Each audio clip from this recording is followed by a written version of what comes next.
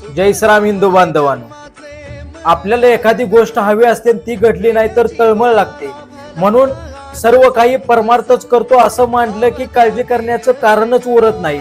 आपण म्हणतो देव आहे, पण तसा आपला विश्वास असतो का? तर अजिबात नाही. एखादा मनुष्य बुडायला लागला म्हणजे दगड त्याच्या हाती सापडला तर तो आपल्याला तारेल असा त्याचा विश्वास असतो आणि तो त्याला धरून आपण स्वतःही बुडतो. तर म्हणून म्हणतो आपण देव आहे का? आपला तसा विश्वास नसतो. आपण नुसतं तोंडानं म्हणतो देव आहे, एवढंच नाही तर काळजी करण्याचं कारण काय? साक्षात भगवंत जरी आपल्या समोर येऊन उभं राहिला तरी आपल्या मागची काळजी आणि दुःखे संपणार नाहीत. याचं एकमेव कारण म्हणजे परमेश्वरावरचा विश्वास आपला ढळमळीत असतो. वास्तविक परमेश्वराची इच्छा मानल्यावर काळजी करण्याचं कारणच नाही. परमेश्वर सर्व व्यापी आहे. जसा तो माझ्यात आहे तसा तो दुसऱ्याच्यात आहे.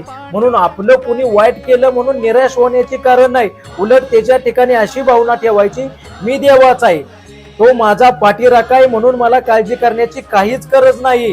हे सर्व नामस्मरण केल्यामुळे साधत असतं. म्हणून मी सतत नेहमी नामस्मरण करणार असा निश्चय करा. तशी दृष्टी ठेवून प्रयत्न चालू ठेवा. परमेश्वराला शरण जाऊन देवा मला तशी वागण्याची बुद्धी दे म्हणून देवाला प्रार्थना करा आणि तशी दृष्टी ठेवून प्रयत्न चालू ठेवा. उदाहरणार्थ, जेवणाच्या आधी, रात्री झोपताना, सकाळी उठल्यावर मी भगवंताचं नाव घेणारच, भगवंताची आठवण काढणारच असं म्हणा. आयुष्यात फार उपयोगी पडेल. आपला प्रपंच जो चालू आहे तसा करत जावा, पण मला भगवंत पाहिजे असं म्हणत जावा. मनामध्ये भगवंताची आश ठेवा, म्हणजे हळूहळू तिची परिवर्तन ध्यासामध्ये होईल.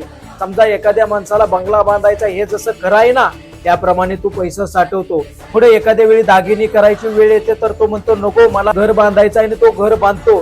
त्याप्रमाणेच भगवंत मला हवाय असं तोंडाने जरी म्हटलं तरी मनुष्य निव्वळ प्रपंचात गुरफटून न जाता विषय धीरानं भोगेल.